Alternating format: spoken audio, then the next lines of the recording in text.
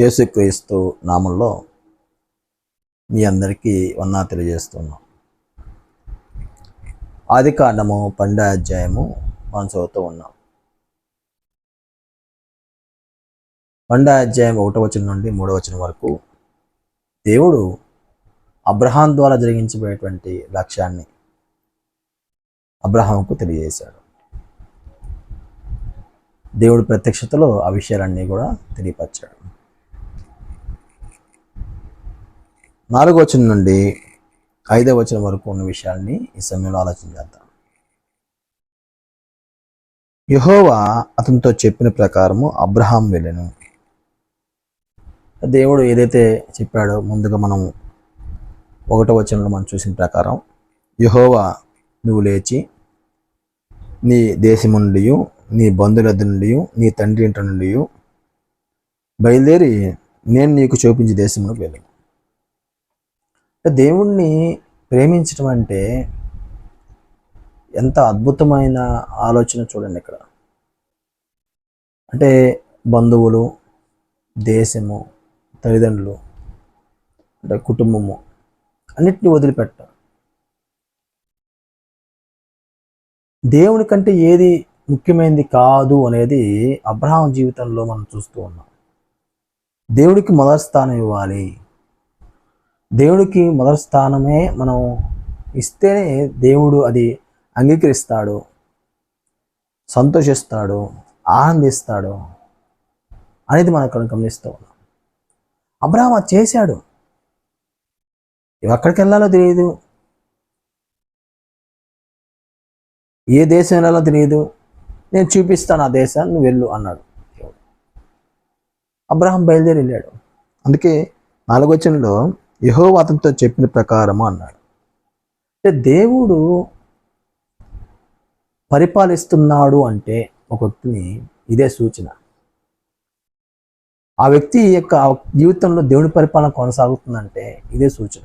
ఏంటంటే చెప్పిన ప్రకారము చేయటము, దేవుడు చెప్పిన దాని ప్రకారం చేయటం అనేది దేవుడి పరిపాలన అంగీకరిస్తున్నాము అని అర్థం. అంటే దేవుడు చెప్పిన దాన్ని చేయటంలోనే నీ విధేయత, నీ విశ్వాసము కనపడద్ది. దేవుడు చెప్పిన దాన్ని నువ్వు చేయకపోతే నువ్వు విశ్వాసివి కాదు. అక్కడ విశ్వాసులు ఎవరు? దేవుడు చెప్పింది చేసేవాళ్ళు విశ్వాసం. దేవుడు చెప్పిన దానికి విధేయత చూపించే వాళ్ళు విశ్వాసం. ఒకవేళ కానీ దేవుడు చెప్పిన దానికి విధేయత చూపించకపోతే వాళ్ళు విశ్వాసులు కాదు, వాళ్ళు ఆత్మ సంబంధులు కాదు, వాళ్ళు దేవుని యొక్క రాజ్యాన్ని ప్రేమించేటువంటి వ్యక్తులు కానే కాదని మనం జ్ఞాపకం చేసుకోవాలి. అబ్రహాము దేవుడు చెప్పినట్లుగా బయలుదేరాడు. ఆయన చెప్పిన దాని ప్రకారం బయలుదేరాడు. అందుకే ఆయన విశ్వాసి, ఆయన దేవుడి కుమారుడు. ఇప్పుడు ఎవరైతే దేవుని చెప్పిన మాటకు విధేయత చూపిస్తూ ఉంటారో వాళ్ళు దేవుడి కుమారులు, దేవుని యొక్క బిడ్డలై ఉన్నారు. ఇంకా మనం ఆలోచన చేస్తే యెహోవా అతనితో చెప్పిన ప్రకారం అబ్రహాం వెళ్ళాడు. లోతు అతనితో కూడా వెళ్ళాడు. కాబట్టి లోతు కూడా అబ్రహాంతో కూడా వెళ్ళటం జరిగింది. అబ్రహాము హారాన్ నుండి బయలుదేరినప్పుడు 75 ఏండ్ల వాడు. కాబట్టి అబ్రహాము హారాన్ నుంచి బయలుదేరినప్పుడు 75 సంవత్సరాలు ఈడుగలైనటువంటి వ్యక్తిగా మనం చూస్తూ ఉన్నాం. అబ్రహాము తన భార్య అయిన శారాని, తన సహోదరుని కుమారుడైన లోతును, హారాన్లో వారు ఆర్జించిన యావదాస్తిని, వారు సంపాదించిన సమస్తమైన వారిని తీసుకొని కానాను దేశమునకు వెళ్ళుటకు బయలుదేరి కానాను దేశమునకు వచ్చింది. ఇక్కడ మనం చూసినప్పుడు ఎవరెవరు కానాను బయలుదేరారు మనం చూస్తూ ఉన్నాం. అంటే దేవుడు నేను చూపించే దేశాన్ని వెళ్ళు అని చెప్పాడు, కానా దేశం చెప్పలా. మళ్ళీ దేవుడు ప్రత్యక్షమయ్యి అబ్రహాంతో చెప్పాడు మాట, ఇదిగో ఈ దేశానికి వెళ్ళని చెప్పాడు. అప్పుడు అబ్రహాము ఆ కానాన్ దేశానికి బయలుదేరాడు. అదే బయలుదేరేటప్పుడు ఎలా వెళ్ళాడంటే మళ్ళీ తిరిగి వాళ్ళు మళ్ళీ వద్దామని, హారానికి తిరిగి వద్దామని, లేదా తిరిగి మళ్ళీ తన ఊరికి బయలుదేరద్దామని అనేటువంటి ఆలోచనతో బయలుదేరాల. తన యావత్ ఆస్తిని, తను సంపాదించిన అంతా కూడా, పనివారిని మొత్తాన్ని తను దేవుడు చూపించేటువంటి దేశానికి, ఆ కానాన్ దేశానికి వెళ్ళారన్నమాట.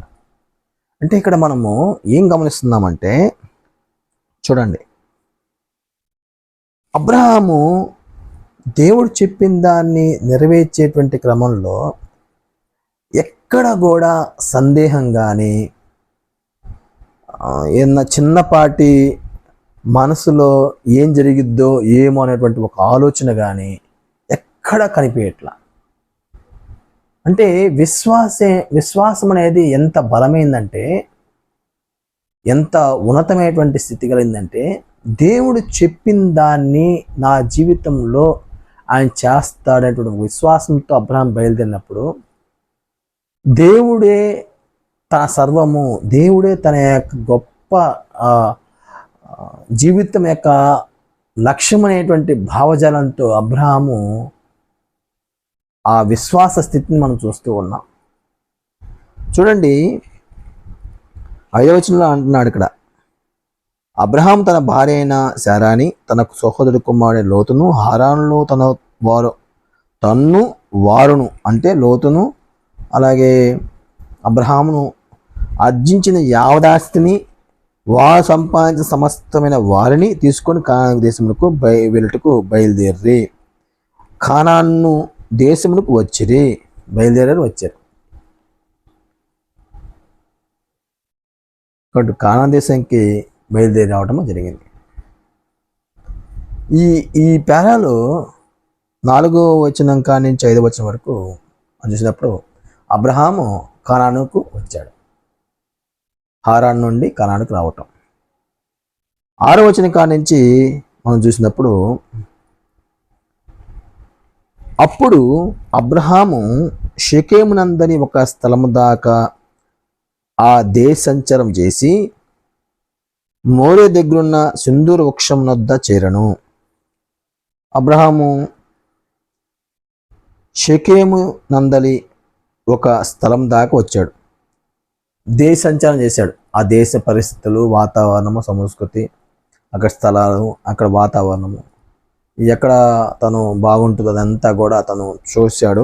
ఆ పరిస్థితి చూసి షెకెము నందలి ఒక స్థలం దాకా వచ్చి ఆ దేశంచరం చేసి మోరే దగ్గరున్న సింధూర వృక్షం వద్దకు చేరను. మోరే దగ్గర ఉన్నటువంటి సింధూర వృక్షం దాకా అక్కడ చేరడం జరిగింది. అప్పుడు కానానీయులు ఆ దేశంలో నివసించారు. కాబట్టి ఆ దేశంలో ఎవరు నివసిస్తున్నారు అప్పుడు అంటే కానానీయులు నివసిస్తున్నారు. యెహోవా అబ్రహాముకు ప్రత్యక్షమయ్యి, నీ సంతానమునకు ఈ దేశం ఇచ్చిదని చెప్పగా అతడు తనకు ప్రత్యక్షమైన యెహోవాకు ఒక బలిపీఠం కట్టెను. అబ్రహాము ఆ దేశంకి వచ్చిన తర్వాత దేవుడు అబ్రహాం ప్రత్యక్షమయ్యి, అంటే కొన్ని సందర్భాలు ప్రత్యక్షమయ్యాడు, అవి మనకి ఇక్కడ తెలియజేయబడలేదు. అయితే కానాన్ దేశం వచ్చిన తర్వాత దేవుడు ప్రత్యక్షమయ్యి అబ్రహాంతో అన్నాడు, ఈ దేశాన్ని నీకు ఇస్తాను, నీ సంతానానికి ఇస్తాను అని చెప్పాడు. అప్పుడు అబ్రహాంకు ఉన్నటువంటి విశ్వాసం చూడండి. అంటే దేవుడు ప్రత్యక్షమయ్యాడు కాబట్టి, దేవుని సేవించాలి కాబట్టి, దేవునికి ఒక బలిపీఠం కట్టాలంటే ఒక ఆలోచన అబ్రహాంకు వచ్చింది. తన ప్రత్యక్షమైన యెహోవాకు ఒక బలిపీఠం కట్టెను. అక్కడి నుండి అతడు బయలుదేరి బేతెలుకున్న తూర్పున్న కొండకు చేరి ప్రాముఖ్య బేతెలుకును తూర్పున్న హాయికి మధ్య గుడారం వేసి అక్కడ యెహోవాకు బలిపీఠం కట్టి తను ఎక్కడికైతే వెళ్తున్నాడు చూడండి. ఫస్ట్ మోరే దగ్గర సింధూర వృక్షం దాకా వచ్చారు. వచ్చినప్పుడు అక్కడ అబ్రహాం దేవుడు ప్రత్యక్షమై నీకు ఈ దేశాన్ని నీ సంతానానికి ఇస్తా అని చెప్పినప్పుడు అక్కడ బలిపీఠం కట్టాడు. అంటే అక్కడ దేవుణ్ణి ఆరాధించాడు, దేవుణ్ణి సేవించాడు. తర్వాత మళ్ళీ అక్కడి నుంచి బయలుదేరి బేతేలుకు తూర్పున్న కొండకు చేరి పడమటనున్న బేతేలుకును తూర్పున్న హాయికి మధ్య ఒక గుడారం వేసుకుని అక్కడ యెహోవాకు బలిపీఠం కట్టాడు. అక్కడ ఏం చేశాడంటే యెహోవా నామమున ప్రార్థన చేసాను అన్నాడు. అంటే దేవుణ్ణి ఆరాధించేటువంటి ఒక మనస్సు ఉంది చూసారా, అది అబ్రహాం యొక్క విశ్వాసాన్ని గుర్తింపు చేస్తుంది. అంటే ఈరోజు కూడా మనము మన జీవితాల్లో మనం విశ్వాసంగా ఉన్నాము, మన విశ్వాసంగా బలపడుతున్నాము అంటే ఆరాధన, దేవుణ్ణి సేవించటం, దేవుణ్ణి ఆరాధించటంలోనే ఆత్మీయ జీవితం ఆధారపడుతుంది. కొంతమంది ఏమంటే అలవాటుకి వెళ్తారు, అలాంటి ఆరాధన కానీ అంటుంది. నేను దేవుణ్ణి సేవించాలి, దేవుణ్ణి ఆరాధించినటువంటి ఒక గొప్ప ఆలోచనతో బ్రతికేటువంటి వారి గురించి మాట్లాడుతున్నారు. వాళ్ళు దేవునికే ప్రాధాన్యత ఇస్తారు, దేవునికే విధేయత చూపిస్తారు, ఆయన చెప్పిన మాటకు లోబడి బతకడానికి ఒక ఇష్టంతో ఉంటారు. ప్రతి విషయంలో దేవుని మాటకే ప్రథమ స్థానం ఇవ్వాలన్నటువంటి ఒక ఆలోచనతో ఉన్నవారే విశ్వాస సంబంధులు. అబ్రహాం చూడండి, తను ఎక్కడికి వెళ్ళినా, ఏ ప్రాంతానికి వెళ్ళినా ముందెళ్ళి బలిపీఠం కట్టడం, దేవుని సేవించడం ఒక వాతావరణం అన్నమాట. అంటే ఆ రోజుల్లో ఎప్పుడు ఆరాధన చేయాలి, ఏ రోజు ఆరాధన చేయాలి, ఏ దినంలో మనం ఆరాధన చేయాలి, ఇవన్నీ ఏం లేవు. ఎప్పుడు వెళ్ళి మనం ఆరాధన చేయాలనుకుంటే అప్పుడు అబ్రహాంలో ఆరాధన చేసుకునేవాడు. అంటే చాలా బలిపీఠం కట్టడం, ఆరాధన చేయటం, యెహోవా ప్రార్థన చేయటం, ఇవన్నీ కూడా ఆ ఆరాధనలో భాగంగా మనం చూస్తూ ఉంటాం. అంటే ప్రార్థన చేయటం అనేది అబ్రహాం ఉన్నటువంటి ఒక అలవాటు. ప్రార్థన చేయాలి అనేది అబ్రహాము ద్వారా మనం నేర్చుకునేటువంటి ఒక మంచి అలవాటు. ఈరోజు చాలామంది జీవితాల్లో ప్రార్థనా జీవితము చాలా తక్కువగా ఉంటుంది. అంటే ప్రార్థన చేయాలి దేవునికి ఆలోచన చాలా తక్కువగా ఉంటుంది. అలాంటి ఆలోచన గల వాళ్ళు ఎప్పటికీ ఎదగలేరు.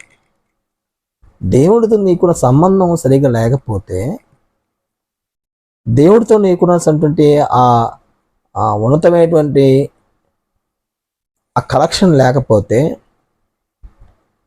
నువ్వు సరిగా ఆత్మీయంగా ఎదగట్లేని అర్థం అన్నమాట. నీ జీవితంలో ప్రార్థన చాలా ప్రాముఖ్యమైనది. ప్రార్థన చేస్తేనే దేవుడు నీతో సవసిస్తాడు. నువ్వు దేవుని వాక్యాన్ని బట్టి జీవిస్తేనే దేవుడు సంతోషిస్తాడు. కాబట్టి వాక్యము వినుట, చదవట, దేవునితో దేవుడు ప్రార్థన చేయటం అనేవి ఈ రెండు కూడా ఎప్పటికప్పుడు కూడా దగ్గరగా మన ఆత్మీయ జీవితాన్ని బలపరుస్తూ ఉంటాయి. ఇప్పుడు ఒక వ్యక్తి ఆత్మీయంగా ఎదుగుతున్నాడంటే దేవుడితో సంబంధం కలిగి ఉన్నప్పుడే.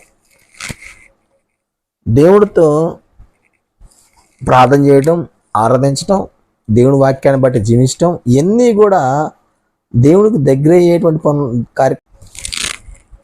ఈ భాగంలో మనం పరిశీలించినప్పుడు 4వ వచనం కాడి నుంచి 8వ వచనం వరకు మనము చదువుకుందాం.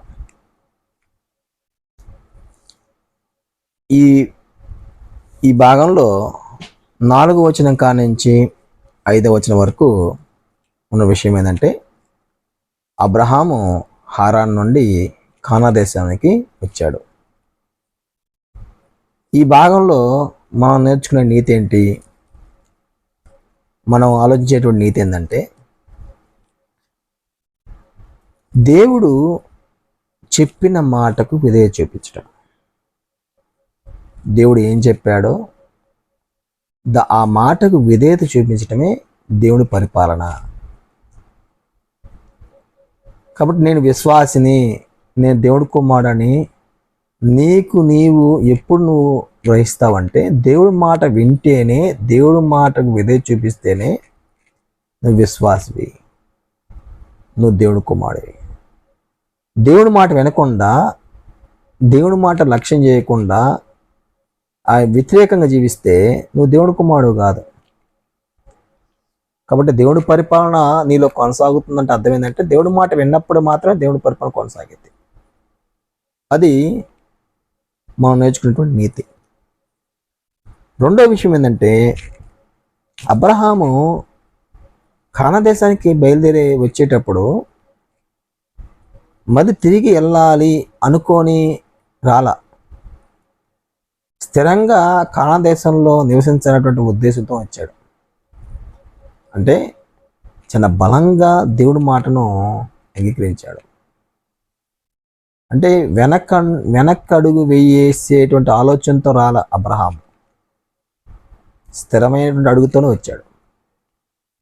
ఇక్కడ మనం కూడా ఏం చేయాలంటే క్రీస్తులో ప్రవేశించేటప్పుడు మనం స్థిరమైన అడుగుతో రావాలి. వచ్చినాక వీలైతే ఉంటాం, లేకపోతే వెనక్కి వెళ్తాం, అలాంటి ఆలోచనతో రాకూడదు క్రీస్తులోకి. చాలామంది ఇప్పుడు అలాగే వస్తున్నారు. యేసు మేలు చేస్తే ఈయనే దేవుడు, ఈయనే మన రక్షకుడు, ఈయనే మన మన ప్రభు అని అంటారు.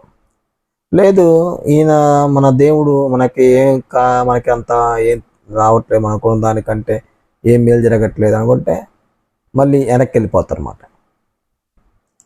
కాబట్టి క్రీస్తులోకి వచ్చే వ్యక్తి స్థిరమైనటువంటి ఆలోచనతో రావాలి, వెనక్కి వేసేటువంటి ఆలోచనతో రాకూడదు. చాలామంది ఎందుకు వెళ్ళిపోతున్నారు అంటే కారణం ఏంటంటే బేస్ లేకపోవటం. అబ్రహాంకి బేస్ ఉంది, దేవుడి మాటను బలంగా నమ్మాడు, అది బేస్. ఈరోజు దేవుడి మాటను బలంగా నమ్మటం లేదు, అందుకే చాలామంది మళ్ళీ వస్తున్నారు, వెనక్కి వెళ్ళిపోతున్నారు, లోకంలో కలిసిపోతున్నారు. కాబట్టి బేస్ లేనటువంటి, పునాదులైనటువంటి జీవితాలు ఎప్పటికైనా సరే వాళ్ళు మళ్ళా లోకంలో కలిసిపోతారు, మళ్ళీ వాళ్ళు పాప సమయ జీవితాన్ని కొనసాగిస్తారు. 4వ వచనం కాడి నుంచి 5వ వచనం వరకు ఉన్నటువంటి విషయాలు ఉన్నటువంటి నీతిది. అంటే అబ్రహాము కానాను దేశానికి వచ్చాడు. 6వ వచనం కాడి నుంచి 8వ వచనం వరకు మనం ఆలోచన చేశాం. ఈ వాక్య భాగంలో లేదా ఈ పేరాలో మనం నేర్చుకునే నీతి ఏంటి అంటే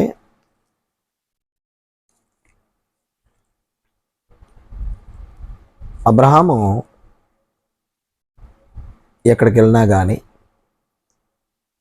దేవుణ్ణి ఆరాధించడానికి ఒక స్థలాన్ని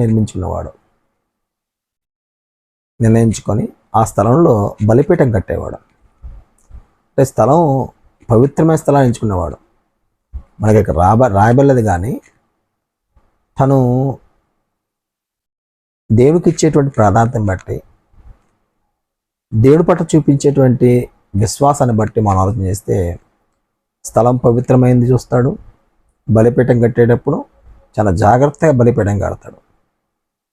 అంటే చాలా దేవుడు పట్ల విధేయత కలిగిన వ్యక్తిగా చాలా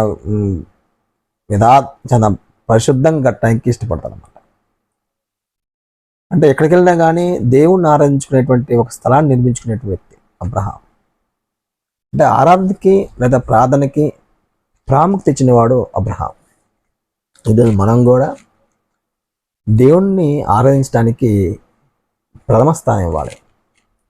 దేవుణ్ణి పరిశుద్ధంగా ఆరాధించడానికి మనము మన జీవితాన్ని క్రమపరుచుకోవాలి. అంటే దేవుని ఆరాధించడం అంటే పరిశుద్ధంగా ఆరాధించాలి, పవిత్రంగా ఆరాధించాలి అనేటువంటి ఆలోచన మనకు అవసరమైంది. అది లేకపోతే దేవుణ్ణి ఆరాధించినట్టు కాదు. కాబట్టి అది అవసరం.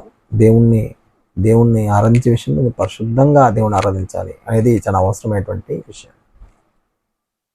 అబ్రహాము ప్రార్థనాపరుడు, దేవుడు ప్రార్థన చేసే వ్యక్తి. మనం కూడా ప్రార్థన పరులు ఉండాలి. ప్రార్థన చేయాలంటే ఒక బలమైనటువంటి విధానం మన జీవితంలో డెవలప్ చేసుకోవాలి. అది లేకపోతే కష్టం. కాబట్టి 4వ వచనం కాడ నుంచి 8వ వచనం వరకు మనం చూసిన విషయాలను బట్టి 4 నుంచి 5 వరకు ఏమో అబ్రహాం కనానుకు రావటం, 6వ వచనం కాడ నుంచి 8వ వచనం వరకు అబ్రహాము 2 ప్రాంతాల్లో బలిపీఠం కట్టాడు. ఒకటేమో మోరే దగ్గర ఉన్నటువంటి సుందర వృక్షం దగ్గర కట్టాడు. రెండో ఏమో బేతెలకు హాయికి మధ్య ఉన్నటువంటి ఆ ప్రాంతంలో బలిపీఠం కట్టాడు. తర్వాత ఆయన ప్రయాణమయ్యి దక్షిణం వైపు వెళ్ళటం జరిగింది. ఆ ప్రయాణమే దక్షిణ వైపు వెళ్ళడం జరిగింది.